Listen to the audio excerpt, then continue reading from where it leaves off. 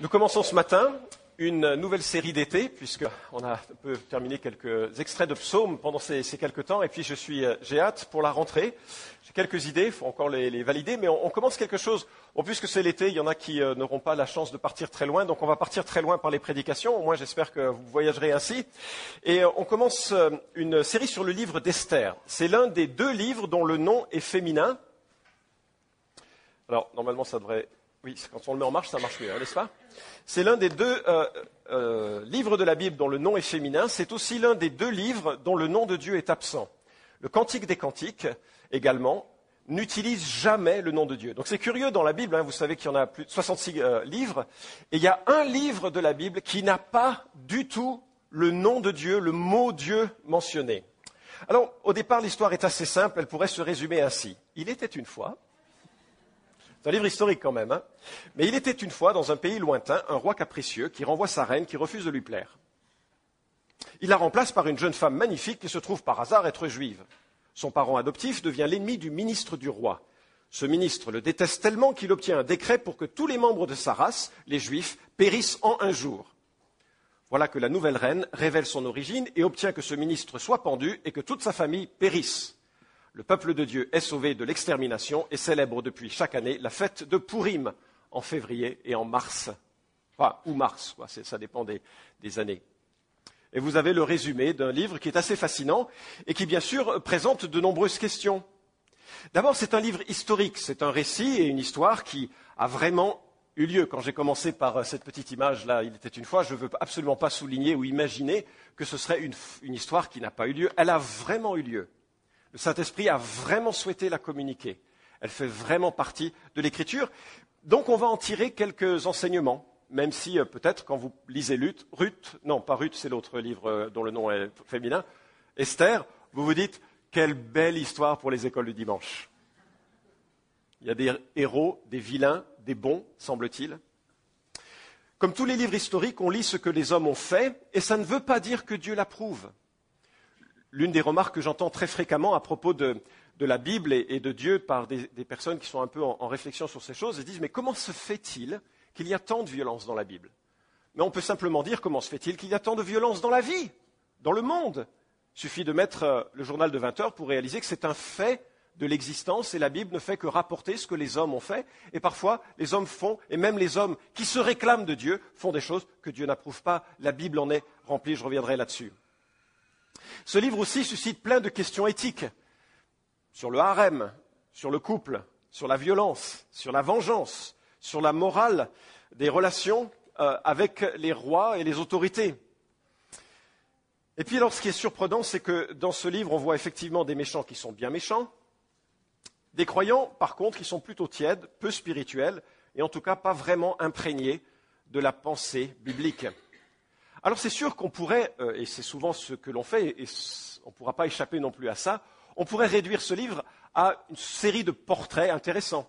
On a Xerxès, capricieux, mauvais mari, mauvais roi, et puis plein d'autres choses. On a Esther, femme belle, femme d'influence, la reine, la héros. On a Aman, le mauvais, le truand, l'exterminateur. Mardoché, l'homme droit, influent, juste. Et c'est souvent comme ça que l'on réduit le livre d'Esther. Ces portraits d'ailleurs, où ils sont là aussi pour nous faire comme un exercice de miroir. On lit les réactions des gens, on se dit, si j'étais dans leurs souliers, est-ce que je ferais ainsi? Mais je vous suggère qu'il faut, pour comprendre le livre d'Esther et dans lequel nous allons rentrer, 3 clés supérieures au simple récit biographique d'individus. La première chose, c'est que Dieu conduit les événements, même quand ils semblent absents. C'est peut-être pour ça d'ailleurs que le livre ne mentionne pas le nom de Dieu. Dans cette période, et on va voir le trouble de l'histoire qui entoure les Juifs à cette époque, dans cette période, on a l'impression que vraiment Dieu est absent. Mais une chose est sûre, même s'il semble absent, il est à la manœuvre. Il y a 17 événements providentiels qui sont clés pour la résolution du complot qui se met en place dans le livre d'Esther. Et on ne peut que constater que Dieu est souverain et que providentiellement, il dirige les choses. Ce qui est riche pour nous, qui passons par des moments difficiles, dans l'existence, de nous rappeler la souveraineté de Dieu. Deuxième remarque, Dieu construit ou conduit l'histoire humaine en vue de la rédemption des humains et que c'est violent.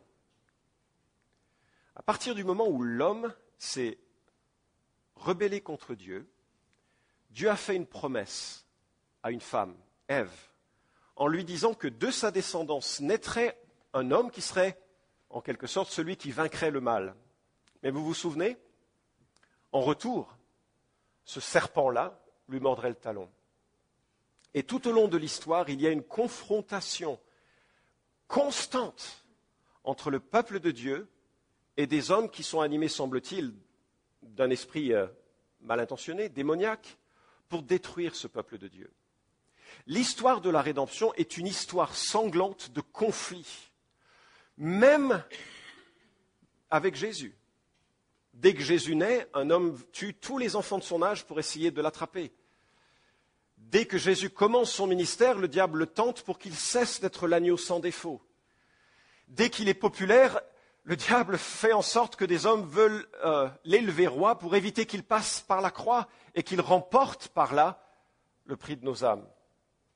De Genèse 3 à Apocalypse 20, 99% de la Bible, cette mise en place de la rédemption est violente. Et ce que Aman cherche à faire, nous verrons dans la suite de ce récit au fil des dimanches, ce que Aman cherche à faire, ce n'est rien de moins que le génocide des Juifs. Pourquoi ? Parce que des Juifs naîtrait le Sauveur. Et par le peuple juif se clôturerait un jour l'histoire de la rédemption par leur conversion. Et troisième et dernière remarque, qui va tempérer un certain nombre de choses que l'on pourrait avoir entendues en école du dimanche, même si je respecte beaucoup le ministère des écoles du dimanche, c'est que Dieu est le seul véritable héros de toute la Bible. Amen. Ça me fait plaisir que ce soit si acquis. Quand on regarde les personnages de l'Écriture, leurs vies ne sont pas toujours bien longtemps décrites. On a Enoch qui a marché avec Dieu puis qui est monté au ciel. C'est à peu près une information assez courte et ça semble plutôt positif. Mais quand on regarde l'ensemble de l'Écriture, on voit des hommes que Dieu a utilisés et qui n'étaient pas nécessairement très bien. Relisez Ecclésiaste et vous voyez que Salomon, le grand roi Salomon, était plutôt pervers, habitué du vin et plein d'autres choses. Bon, il a pris du recul, je pense qu'il a cheminé et s'est repenti, mais néanmoins, ce n'est pas un être qui est exemplaire. Relisez 1 Corinthiens et vous percevez que finalement, bien des gens qui ont constitué le peuple de Dieu sont pas les modèles. Pourquoi ? Dieu seul est le héros. Jésus seul est le héros. Et donc, ça me permet de vous proposer comme thème général de l'ensemble de ce livre, et ça sera utile pour construire une certaine vision de l'histoire de nos vies, etc., c'est que Dieu accomplit son sauvetage. Dans ce cas-ci, le sauvetage des Juifs, parce qu'il y a au-delà des Juifs un salut qui est un salut pour toutes les nations. Dieu accomplit son sauvetage malgré des gens bien méchants et par des croyants pas terribles. Ce n'est pas l'histoire de l'Église ? Quand on lit les pères de l'Église, quand on lit l'ensemble des événements de l'Église, on se dit, mais de toute façon, il n'y a qu'un seul héros, Jésus-Christ. Et les uns et les autres faisons ce que l'on peut faire pour permettre que le service de Christ et l'orientation de l'œuvre de Dieu se fassent selon l'intention de Dieu. Alors regardons maintenant, après cette introduction, le petit roi Xerxès. Et je vous invite à ouvrir vos Bibles à Esther chapitre 1. Je vais lire progressivement ce chapitre, parce que si je le lis d'un coup, vous ne vous souviendrez plus à la fin du chapitre ce dont on a parlé au début du chapitre. Et on va faire un peu d'histoire aujourd'hui, ça va planter le décor, et ça nous permettra de bien saisir un peu ce qui se passe. Esther chapitre 1 à partir du verset 1. C'était au temps d'Assuérus. Cet Assuérus régnait de l'Inde à l'Éthiopie sur 127 provinces. En ce temps-là, le roi Assuérus s'installa sur le trône royal de Suse, la capitale, et on arrête là. Assuérus, c'est le nom que l'on lit dans l'hébreu et qui vient en fait du perse ancien Xayarsan, l'ancêtre des Arméniens. C'est pas vrai, hein. C'est ce qui devient... Il y en a moins dans l'Église, en fait. Ce qui devient Xerxès en grec. Vous voyez qui c'est maintenant ? Ah, vous ne savez pas. Alors, Xerxès, il faut comprendre un peu l'histoire d'Israël pour comprendre le lien avec Xerxès. Le peuple d'Israël naît de l'appel que Dieu lance à Abraham en 2000 avant Jésus-Christ. Il est le fondateur, en quelque sorte, de toute la dynastie qui va donner, par son exemple, ou le fondement de tous les croyants, qu'ils soient chrétiens ou juifs, mais également par sa lignée à l'origine du peuple juif, auquel sont données des promesses exceptionnelles. Vous pourrez relire Genèse 12, Genèse 15, Genèse 17. De là naît Moïse qui donne la loi, et puis ensuite le royaume s'installe en terre promise à Abraham des siècles auparavant, et c'est David et Salomon. Les descendants de David et Salomon se fritent pas mal, au point que le royaume se divise en deux. Au nord, ce sera le royaume du nord, c'est facile à retenir, un royaume du nord qui deviendra tellement pétri d'immoralité, d'idolâtrie, que Dieu envoie son jugement, et les Assyriens arrivent en 722, prennent l'ensemble des populations et les éloignent. Les Assyriens sont les inventeurs de la guerre psychologique. Pourquoi ? Ils avaient trouvé une technique pour empaler les gens, en sorte qu'ils ne meurent qu'en 3 jours. En fait, quand les Assyriens arrivaient, tout le monde avait peur et personne n'osait leur résister. C'est pour ça qu'ils ont été de grands conquérants. Les Assyriens, mais ensuite, plus tard, le royaume du Sud suit le même chemin. Les Babyloniens, ils sont toujours aussi méchants, peut-être un petit peu moins. Mais eux, au moins, quand ils prendront le peuple juif en captivité pour 70 ans, comme l'avait promis Jérémie, ça ne durerait, c'est une prophétie extraordinaire, la captivité ne durerait que 70 ans, ils reviennent. Et même Dieu dit à Daniel, c'est le prophète du temps de ces moments-là, Dieu dit à Daniel que tu vas voir, il va y avoir 4 royaumes qui vont venir. Le royaume dans lequel tu te trouves, le royaume babylonien, puis viendra les Médo-Perses, c'est ceux qui nous intéressent, puis viendra les Grecs et les Romains, ça ne nous intéresse pas pour l'instant.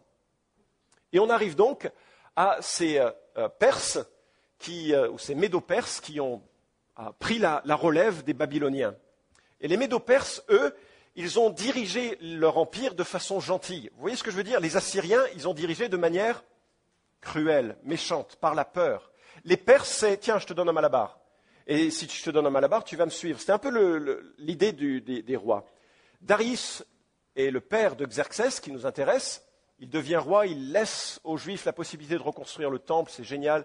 Il y a vraiment de bonnes choses qui recommencent à prendre forme chez les Juifs. Et puis, il est vaincu à Marathon. Ah, c'est une plage, Marathon. Et c'est une plage qui est devenue célèbre parce que la légende ou l'histoire, on ne sait pas trop où se situer, il y a un soldat qui est allé prévenir les Athéniens en courant et qui manquait d'entraînement. Et il est arrivé à Athènes, nous avons gagné. Et puis, il est mort. Et depuis, la légende a été reprise lors des Jeux Olympiques et avec cette course devenue mythique, la course le marathon. C'est amusant quand même qu'on puisse avoir quelques liens avec l'histoire dans ce qui se passe. Pourquoi c'est important ? En fait, c'est important parce qu'il y a comme un ressenti très fort des Perses contre les Grecs. Les Perses et les Grecs, c'est un peu la volonté de se friter de nouveau. Et c'est ce qui prépare les événements du chapitre 2. Xerxès, Assuérus, devient donc roi et il fait un énorme banquet. Il règne sur un empire qui est extrêmement grand. Le royaume est contrôlé par les Perses est juste gigantesque. C'est un empire. C'est plus grand, je ne sais pas, je n'ai pas vérifié, mais ça semble être plus grand même que le Commonwealth des Britanniques. Enfin, c'est juste un territoire gigantesque. Et il a 3 capitales, ce bonhomme, dont une capitale d'hiver, Suse, dans lequel il prend sa retraite d'hiver. Hérodote, un historien de l'époque grecque, rapporte les mêmes contours de son empire, avec l'Inde et l'Éthiopie qui sont mentionnés, et une inscription trouvée à Perséopolis énumère toutes les nations soumises à sa domination, comme le sous-entend le texte. Ça veut dire quoi ? Bien aimé, la Bible est fiable. Elle est historiquement fiable. Alors maintenant, on se pose la question, vous feriez quoi si vous aviez toute cette puissance ? Si vous étiez le roi absolu, le tyran de tout ce territoire ? Oui, je crois aussi, vous ouvririez des écoles. Oui, je crois aussi, vous ouvririez des hôpitaux. Oui, on est des gens spirituels ici. Vous fermeriez les harems. J'espère. Il n'y a rien de pire comme avilissement que ce genre de pratique. Qu'est-ce que fait Assuérus ? La fête. Verset 3. Troisième année de son règne, il présida un festin qu'il donnait à tous ses princes et ses serviteurs, à l'armée perse et mède, aux dignitaires et gouverneurs de province, montrant ainsi la glorieuse richesse de son règne et la rare magnificence de sa grandeur. Cela dura longtemps, 180 jours. Alors, 180 jours de fête. Combien a duré votre dernier anniversaire ? Il y a 3 banquets qui sont mentionnés dans ce chapitre seul, et les banquets, il y en a plein dans le livre d'Esther, mais il y a 3 banquets, un pour les leaders militaires et politiques de son empire, un pour la population de Suse et un pour les femmes. Mais en même temps, je pense que les femmes, elles étaient heureuses d'avoir leur banquet, on va voir bientôt pourquoi. Certains se sont dit, c'est pas possible, on ne peut pas vider les provinces de gouverneurs pendant 6 mois, ça va être l'émeute. Alors peut-être des commentateurs ont imaginé qu'il s'agissait d'une rotation en quelque sorte. Allez, les Français, vous venez, enfin ils n'étaient pas sous, bref. Puis ensuite les Britanniques, et puis ensuite, et qu'il y avait une sorte de rotation, et c'était la fête pendant 6 mois. 6 mois de fête. Et puis peut-être qu'à la fin, les 7 jours, alors à ce moment-là, tout le monde était là, et puis c'était la grande soirée. Pourquoi faire la fête ? Pourquoi est-ce que les Perses font la fête ? Bien, à mon sens, ils cherchaient à séduire tous ceux qu'ils avaient conquis. Vous vous souvenez ? Main de velours, enfin main de fer dans un gant de velours. Peut-être que le fait de faire la fête à des gens qui allaient ensuite diriger, c'était une manière de les garder sous le coude. Deuxièmement, Xerxès a le vent en poupe, il vient de mater une rébellion en Égypte et à Babylone, alors c'est le moment de célébrer. Et puis vous vous souvenez, il a une dent contre qui ? Les Grecs. Les Grecs, il n'aime pas les Grecs. Raciste peut-être, il n'aime pas les Grecs. Et donc il est en train de préparer une campagne militaire qui va lui prendre les 3 prochaines années, et qui va se terminer par un fiasco complet. Alors il a probablement rassemblé l'ensemble de ses leaders pour préparer la campagne militaire qui se présente et qui aussi permet de trouver au chapitre 2 un Xerxès dépité qui refuse maintenant les campagnes militaires et qui va se replier sur le plaisir sensuel, son harem, les femmes et tout ça. C'est juste incroyable, ça met en scène la suite de l'histoire. Dieu règne. Voilà donc un homme prétentieux, riche, arrogant, ambitieux. Il montre la glorieuse richesse de son règne, la rare magnificence de sa grandeur. Et il termine avec beaucoup de bonté en faisant la fête avec sa ville, la capitale, 3e capitale. Et nous lisons au verset 5, « À l'expiration de ces journées, le roi donna pendant 7 jours un festin en plein air dans le jardin du palais royal à tout le peuple qui se trouvait à Suse, la capitale, du plus grand au plus petit. Des tissus colorés de lin, de coton et de laine violette étaient tendus par des cordons blancs et pourpres passés dans des anneaux d'argent à des colonnes de marbre. Les divans étaient d'or et d'argent sur un pavé porphyre, de marbre, de nacre et de marbre noir. On servait à boire dans une grande variété de coupes d'or et le vin du roi abondait avec une libéralité royale. On buvait selon un protocole sans contrainte. Le roi avait imposé à tous les intendants de sa maison de se conformer aux désirs de chacun. De son côté, la reine Vashti donna un festin pour les femmes dans le palais royal du roi Assuérus. On était en Écosse il y a 15 jours et on a rencontré quelqu'un qui avait été invité à une garden party chez la reine dans quelques semaines. Et c'était amusant de voir l'attention qui était portée à cet événement.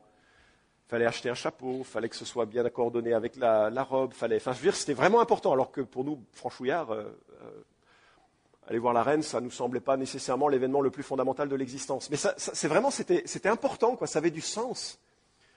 Et j'imagine que pour toute la ville, comme ça, de rentrer dans un palais si somptueux, moi je remarque quand on fait des soirées ou des pique-niques à l'église, on donne des coupes en verre, et là c'était des coupes en or. Enfin, que je parle en conseil d'administration de cette question. Et les gens aiment cela. Il y a une mairie en France, je ne donnerai pas son nom, ni son époque, qui a dépensé 4 000 € par jour en frais de bouche. Je n'ai rien dit. Bref, nous avons ici une beuverie monumentale accompagnée de tout un décorum de luxe et de luxure.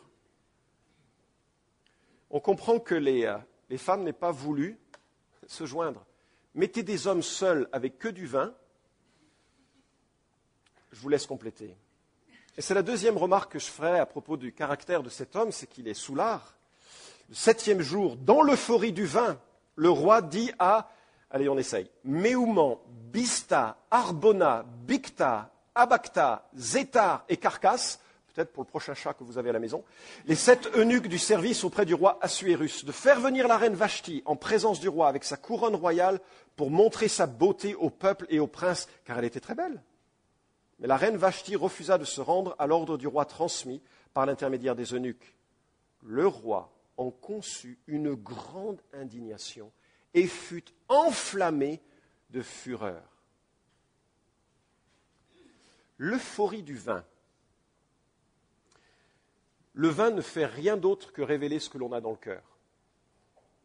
Parce qu'il ne fait qu'enlever les inhibitions que l'on aurait généralement. Donc, quand on a dans le cœur des choses comme les siennes, ce qu'il y a dans le sien, sous l'ivrognerie de ces substances, qu'est-ce qu'il cherche à faire? Faire venir sa reine. Et quand on lit l'histoire, on se dit, c'est vrai que c'est un peu nul, parce que ça avilit une femme au rang d'objet. Hein. Vous imaginez, vous mettez des hommes, des militaires, vous les remplissez de vin, 7 jours là. Et puis ensuite, vous dites à votre femme, « Hé, viens !» Et plusieurs commentateurs hébreux, et en fait, certains commentateurs postérieurs à Esther disent qu'il est probable que la demande ait été réellement, et c'est un sous-entendu, que la reine vienne revêtue que de sa couronne. C'est la version ancienne du sexting. D'accord ? Et donc, il veut faire venir sa femme dans une position d'objet, pour que les hommes lorgnent sur sa femme. Quel homme peut faire ça de son épouse? Certainement un homme qui n'a aucune conscience du respect de son conjoint, de la pureté.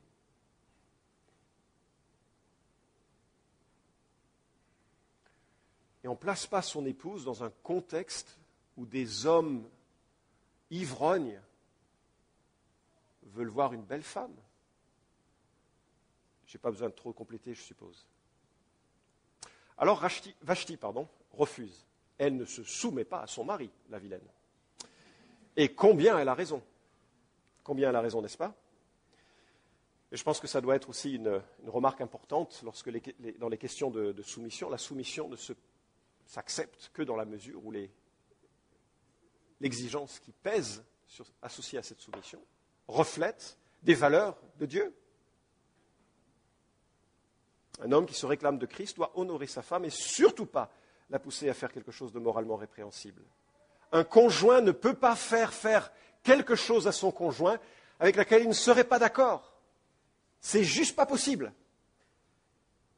Un homme ne fait pas parader sa femme en drapeau au milieu des rues pour que les hommes la convoitent, ni le lui demande de porter des vêtements qui seraient de cet ordre-là. Xerxès est un homme sensuel et capricieux, et il se prend un vent monumental. Il ne faudrait pas non plus conclure que Vashti est une femme sainte et douce et pure. On ne sait pas trop où la retrouver dans l'histoire. Certains considèrent que c'est la mère de Artaxerxès, qui va jouer aussi un rôle très important dans les prophéties bibliques. Et l'histoire nous rapporte par Hérodote que c'était une femme cruelle, violente. Et en tout cas, Esther disparaît rapidement de la circulation historique, et puis c'est possible que ce soit elle. Troisième et dernière remarque pour cette histoire que nous voyons, c'est qu'il est revanchard. Je ne sais pas si c'est le bon terme d'ailleurs. Mais regardez le verset 13, je trouve que c'est assez amusant.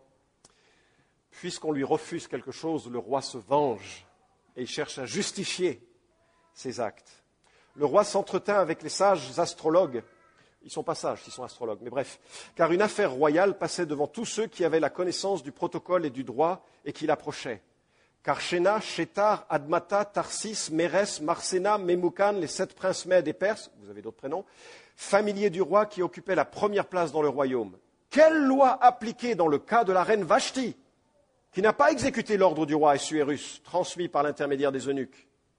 Une simple affaire domestique devient une affaire d'État. Et ils cherchent à trouver des éléments dans leur loi, puisque la loi des Mèdes et des Perses était réputée comme inviolable. Lorsqu'une loi était votée, enfin pas vraiment votée, sanctionnée par le roi, alors elle l'avait elle devait demeurer, personne ne pouvait la révoquer. C'est dommage parce que il aurait pu aussi se remettre en question le lendemain de ces 6 mois de cuite. Il aurait pu dire, excuse-moi chérie, j'étais idiot, hein, franchement, j'ai pas d'excuse, hein, j'étais ivre, mais j'ai pas d'excuse. Aucune repentance, plutôt, on va aller jusqu'au bout. Alors, il y a une idée qui sort, puisqu'il n'y a pas de loi apparemment pour gérer les femmes qui ne veulent pas se soumettre à leur mari. Rien dans l'État le permettait de comprendre cela. Le verset 16, c'est la dernière partie du texte que nous lisons. Memucan dit en présence du roi et des princes, la faute de la reine Vashti n'atteint pas seulement le roi, mais tous les princes et tous les peuples dans toutes les provinces du roi Assuérus. Car le refus de la reine viendra à la connaissance de toutes les femmes qui regarderont leur mari avec dédain, quand on racontera que le roi Assuérus avait ordonné de faire venir la reine Vashti en sa présence et qu'elle n'est pas venue. Maintenant, les princesses perses et mèdes qui auront appris le refus de la reine tiendront le même langage à tous les princes royaux. Cela suffit pour qu'il y ait du mépris et de l'indignation. S'il plaît au roi, on proclamera la déclaration royale immuable, consignée dans la loi des Perses et de Médie, que Vashti ne paraîtra plus devant le roi Assuérus, et que le roi donnera sa dignité royale à celle de ses compagnes qui vaudra mieux qu'elle. Quand on sera informé de cet édit si important, promulgué par le roi par tout son royaume, toutes les femmes auront du respect pour leur mari, du plus grand au plus petit. Cette déclaration plut au roi et au prince, et le roi agit selon ce qu'avait dit Memucan. Il envoya des lettres dans toutes les provinces royales, à chaque province dans son écriture et à chaque peuple dans sa langue, pour que tout homme soit maître en sa maison et qu'il parle sa langue maternelle. C'est pas géant ce qui se passe. Je veux dire, c'est d'un machisme, d'un sexisme. C'est juste extraordinaire. Enfin, je veux dire, c'est juste extraordinaire. Alors, certaines personnes ont essayé de faire le lien avec Éphésiens 5. Il est demandé aux épouses d'être soumises à leur mari. Sauf que juste le verset précédent, verset 21, dit « Soumettez-vous les uns les autres dans la crainte de Christ, les femmes à leur mari ». Ce n'est pas du tout une institution qui est à prendre isolée du contexte. Il y a une soumission mutuelle. Et non seulement ça, mais il n'est jamais demandé aux maris d'assujettir leurs femmes. Qu'est-ce qu'il est demandé aux maris ? D'aimer. D'aimer. En sorte que l'attitude de la femme est un choix de la femme et l'attitude du mari est un choix du mari. On ne peut pas forcer quiconque à faire quoi que ce soit. Mais il y a une certaine ironie extraordinaire dans ce décret. Qu'est-ce que Vashti ne veut pas faire ? Venir devant le roi, non ?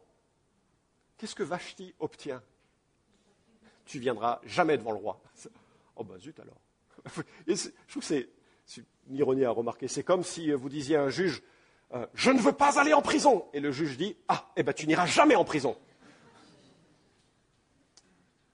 Ou si vous n'aimez pas les brocolis, le cuisinier vous dit, eh ben tu mangeras jamais des brocolis. Oh zut. Alors, qu'est-ce qu'on peut faire de cette histoire ? Eh bien, c'est une belle histoire d'école du dimanche. Et c'est sûr qu'on peut, comme j'ai dit qu'il ne fallait pas le faire, mais on peut en tirer des petites leçons morales. Vous pouvez mettre sur le frigo de votre cuisine ces phrases. La gloire, c'est comme le parfum. Ça se porte à l'extérieur ou ça te tue. Moi, j'avais trouvé ça pas mal, mais je conçois que vous n'ayez pas cette même opinion. C'est-à-dire qu'à partir du moment où on est m'as-tu vu comme Xerxès, eh bien, ça empoisonne si on le fait rentrer dans son cœur. Et d'ailleurs, c'est ce que Proverbe nous dit. La vantardise, l'orgueil, la gloire précèdent la chute. Et c'est exactement ce qui va se passer dans la vie de Xerxès, le petit roi. Vous pourriez aussi mettre comme deuxième slogan, l'alcool, ça se contrôle ou ça te contrôle et tu le regretteras. Bon. Je trouve que c'est pas mal. La liberté est une liberté réelle, substantielle. Sauf que, en Éphésiens 5, 18, il nous est dit, ne vous enivrez pas de vin, c'est de la débauche, mais soyez remplis du Saint-Esprit. Et le contraste s'établit ici entre deux formes de contrôle. Le vin, comme d'autres choses qui se fument, le vin, comme d'autres choses qui sont de l'ordre de la mentalité, peuvent nous contrôler. Et tout Éphésiens 4, et tout Éphésiens 5, et tout Éphésiens 6, par exemple, parlent de choses très concrètes de la vie. La colère, médisance, etc., qui peuvent contrôler. Et les limites sont quoi ? Les limites au péché, justement le Saint-Esprit. Galates nous rapporte que le Saint-Esprit nous a été donné afin que nous ne fassions pas ce que nous voulions. C'est-à-dire que nous aimerions faire un certain nombre de choses dans notre chair, boire jusqu'à plus soif, ce qui n'existe pas, on a toujours soif quand on commence à boire. Alors que la Bible permet, et je crois avec beaucoup de sagesse, de profiter de quelque chose jusqu'au moment où elle nous contrôle. Et là, on perd le contrôle du Saint-Esprit, en quelque sorte. L'influence que Dieu voudrait avoir en nous si nous avons reçu le Saint-Esprit, si nous sommes venus à Jésus-Christ, si nous sommes convertis. Une troisième remarque que vous pourriez mettre sur votre réfrigérateur, le couple, c'est une relation honorable, composée de respect mutuel et où rien de malhonnête ne se propose. C'est un peu plus long, hein. Alors, voilà. Peut-être une dernière, c'est changer d'avis, c'est toujours possible. Mais si on prend de la hauteur, en lien avec l'introduction, la grande morale de cette histoire, c'est que Dieu veut utiliser Xerxès, le roi le plus puissant du monde du moment, pour transformer un complot qui visera bientôt l'annihilation du peuple juif. Dieu va placer une femme magnifique à ses côtés pour attirer son attention au bon moment. Xerxès est un homme sensuel, influençable, pas très mature. Dieu s'assure que Vashti n'ait plus ni la faveur de Xerxès, ni la couronne du royaume. Les éléments sont en place pour la suite du récit. Et je trouve ça extraordinaire. Comment Dieu anticipe les événements, place ses pions et ses personnages, oriente les histoires, dirige. Et on est parfois dans l'impression que Dieu est absent. Lisez les livres sur la Shoah, et c'est la remarque la plus pénétrante et la plus terrifiante de ces hommes et de ces femmes croyants, plongés au milieu des souffrances les plus incompréhensibles, et qui se posent la question à juste titre, et où est Dieu ? Où est Dieu ? Et quel est l'homme qui pourrait l'expliquer ? Aucun. Aucun. Si ce n'est que dans une sagesse providentielle de Dieu, Dieu conduit néanmoins et achèvera son jugement et renversera tous les complots. La rédemption qui a commencé s'achèvera. La rédemption qui permet la rédemption de tous les hommes, de toute nation, de toute tribu, aura lieu. Dieu poursuit son objectif.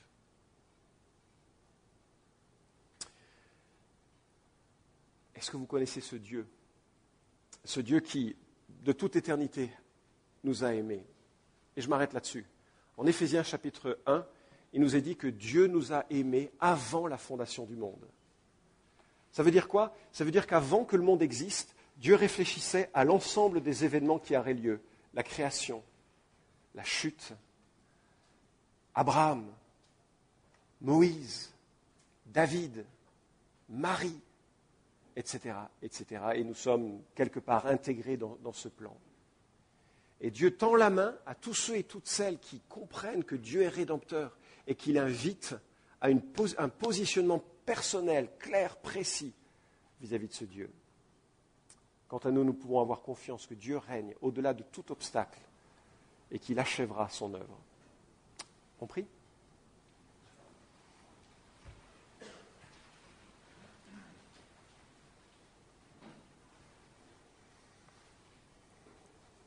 Seigneur mon Dieu, je voudrais te rendre grâce de ce que le livre d'Esther fait partie des livres un peu surprenants de l'Écriture. On lit des choses qui ne sont pas heureuses, pas joyeuses. On voit aussi des exemples d'êtres humains qui sont très proches de nous finalement.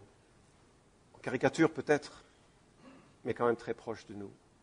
Je te prie que ton esprit nous rende sensibles à ce que tu veux accomplir, avec la confiance que Seigneur nos vies, quel que soit leur état, est intégré dans un plan. tu vas accomplir ta rédemption.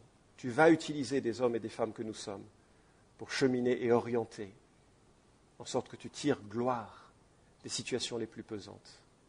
Et je prie que notre cœur s'enfle de confiance en toi et que tu te révèles à l'un ou à l'autre qui aurait besoin de la compréhension de ta personne ce matin.